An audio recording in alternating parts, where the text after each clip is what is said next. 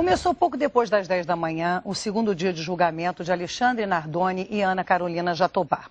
A mãe da menina, Ana Carolina Oliveira, não está acompanhando o depoimento das testemunhas. Isso porque, a pedido da defesa do casal, Ana deve permanecer incomunicável para ficar à disposição do júri, caso haja uma acariação entre ela e Alexandre. Vamos até o Fórum de Santana, em São Paulo, conversar com o repórter Rui Gonçalves. Boa tarde, Rui. Já se sabe quando pode acontecer essa acariação, se é que ela vai acontecer? Boa tarde, Maria. Bom, se a acariação realmente ocorrer, ela deve acontecer depois do interrogatório de Alexandre Nardoni, que está previsto para amanhã à tarde.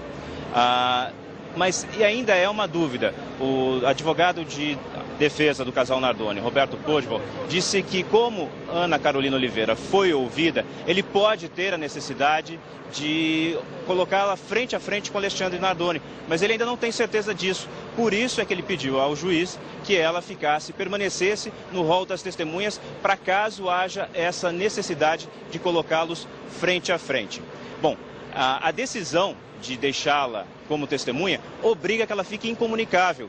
E isso acabou deixando o advogado de defesa, Roberto Podbal, numa situação que ele recebeu bastantes críticas. E ele respondeu essas críticas numa entrevista coletiva agora pela manhã. A Ana Carolina foi colocada pela acusação, foi chamada pelos advogados dela, foi ouvida e queria não ser mais utilizada pela defesa. Nós temos a possibilidade de uma acariação. É possível que amanhã Ana Carolina seja ouvida, ou Alexandre, e é possível que haja um descompasso entre o que eles disseram e o que ela disse. Eu só pode ocorrer amanhã? Só pode ocorrer depois do interrogatório. E eu só posso utilizar da acariação, caso entenda necessário, se ela ficar, se eu a liberá-la, eu até sugeri ao juiz, digo, olha, ela pode ir para casa, desde que ela fique incomunicável, eu faço, eu permito. Da minha... Eles que não permitiram, da minha parte ela podia ficar em casa. Bom, a mãe de Ana Carolina Oliveira e a avó de Isabela e também o promotor Francisco Sembranelli criticaram a decisão do advogado Roberto Podbal. Eu considerei lamentável o comportamento, desumano. Ana Carolina, além de perder a filha, ainda vai ser privada de assistir o julgamento dos assassinos da sua filha. E vai sofrer bastante, vai ficar sozinha, absolutamente isolada. É uma menina sofrida, que já sofreu tudo o que passou. A morte da filha dela, é a hora dela acompanhar tudo. É a hora dela acompanhar e eles estão tirando o direito dela. Situação complicadíssima que daqui a pouco a gente vai repercutir. Agora, Rui, com relação às testemunhas de hoje, quem já foi ouvido até agora? Bom, Maria, por enquanto, apenas a delegada Renata Pontes foi ouvida até o momento. Ela foi ouvida, não é a expressão correta, não é depoimento. Ela começou a falar no tribunal do júri por volta das 10h15 da manhã e continua ainda respondendo as perguntas. Primeiro ela respondeu perguntas feitas pelo juiz, depois pelo promotor e agora ela responde as perguntas feitas pela assistente de acusação. A advogada, a delegada, ela explicou como foi o processo todo de investigação, disse que não descartou nenhuma linha, nenhuma possibilidade sobre o crime e que concluiu que realmente houve um homicídio. Ela inclusive disse que a família Nardoni entregou uma lista de pessoas que supostamente teriam a chave do apartamento. E isto incluiria um pedreiro que teve uma discussão com Alexandre Nardoni, que ela foi atrás de todas essas pessoas, mas que no final a conclusão dela foi que realmente houve um crime e ela relatou da forma como ela entendeu o ocorrido, Maria. Obrigadíssimas as informações do Rui. Eu tenho mais uma pergunta para você, Rui. Ontem chegaram... daqui a pouco a gente volta a conversar, Rui Gonçalves. Antes disso, eu vou aqui repercutir com o desembargador José Munhoz Pinheiro. Pois é, essa situação da possível acariação dessa mãe da Isabela com Alexandre Nardoni está dando uma polêmica danada. Porque o leigo não consegue entender como é que é isso. De repente, essa mãe não vai poder acompanhar o julgamento até a gente saber se vai ser necessária essa acariação ou não. Mas por que é necessário esse isolamento da mãe da menina? Bom, Maria, boa tarde, os companheiros aqui do programa. É natural que num julgamento como esse, não vá se esperar que tanto a promotoria como a defesa aceitem passivamente o que for requerido pela outra. É um embate. Na verdade, o promotor, por exemplo, está requerendo agora a utilização de um croquis de maquete e certamente a defesa está impugnando, está tentando desqualificar essa prova, como também fará com os laudos, as conclusões periciais. No momento em que a mãe da vítima comparece, presta declarações, evidentemente emociona a todos. É a mãe que perdeu uma criança naquelas condições.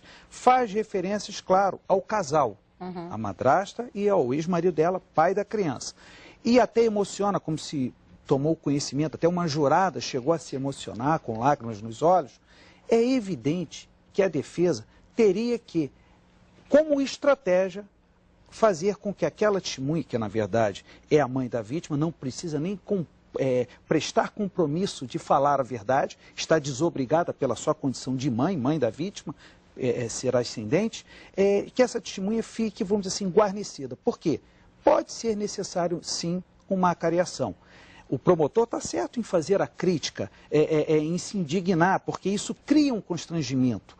Porém, não podemos criticar profissionais de direito, criticar um advogado que está cumprindo seu papel. Porque no momento em que, ao que parece, ao que tomamos informações, a mãe da vítima prestou informações que comprometem o casal até para justificar a motivação do crime, ou a suposta motivação, provavelmente isso vai ser contestado. E não sabemos o que os réus vão falar no interrogatório. Então, para que haja acariação, e quando ocorre a acariação, ela é prevista em lei. Então, a primeira coisa que é importante está dentro do sistema da legalidade. Quando uma testemunha presta uma declaração e outra presta em sentido contrário. Então, a lei prevê a possibilidade de acariação entre réus, porque os acusados podem apresentar versões distintas e o promotor, então, pedir uma acariação, entre acusado e testemunha, enfim, eventual ofendido ou vítima, no caso a vítima falecida não vai poder prestar declarações.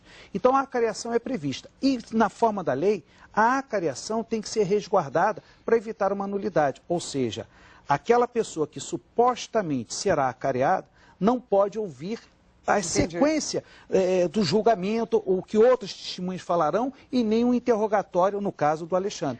Rui Gonçalves ainda está me ouvindo, de São Paulo, Rui? Sim, Maria, estou te ouvindo. Eu queria justamente falar das maquetes que o desembargador citou aqui há pouco, né? Ontem chegaram fora essas maquetes, que parece até que custaram bem caro, que vão ser usadas na argumentação da acusação contra o casal Nardoni. Elas já foram apresentadas ao júri, Rui?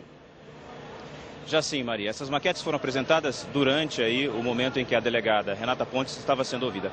E elas foram usadas justamente para o promotor, Francisco Zembranelli, poder explicar para os jurados como foi a dinâmica do crime. É uma maquete do prédio e uma maquete do apartamento. Inclusive, a delegada pontuou nessas maquetes exatamente os locais onde foram encontradas as manchas de sangue que haviam espalhadas pelo apartamento. E isso enriqueceu, ilustrou para os jurados como aconteceu o crime diante do que foi explanado pela delegada Renata Pontes, que disse que tem 100% de certeza na conclusão do inquérito que ela relatou e encaminhou à Justiça. Hoje de manhã, o casal Alexandre Nardoni e Ana Carolina Jatobá chegaram aqui ao Fórum de Santana por volta das 8h30 da manhã.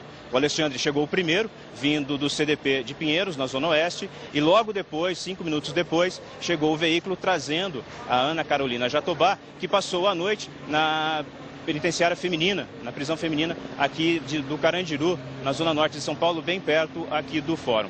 Bom, hoje ainda existe a possibilidade de serem ouvidas mais 3 testemunhas. É o Paulo Sérgio Tiepo, que é o médico legista, e a Rosângela Monteiro, que é perita do Instituto de Criminalísticas, que analisaram o corpo e fizeram essa investigação toda sobre o caso do crime que acabou na morte da menina Isabela. Existe também mais uma 4ª testemunha para ser ouvida, arrolada pela acusação, que é um perito da Bahia, o nome dele é Luiz Eduardo Carvalho. Essa pessoa, esse perito, a promotoria mantém um certo ar de mistério sobre o que ele tem para acrescentar. Ela não divulgou detalhes do que ele teria para acrescentar hoje. Maria.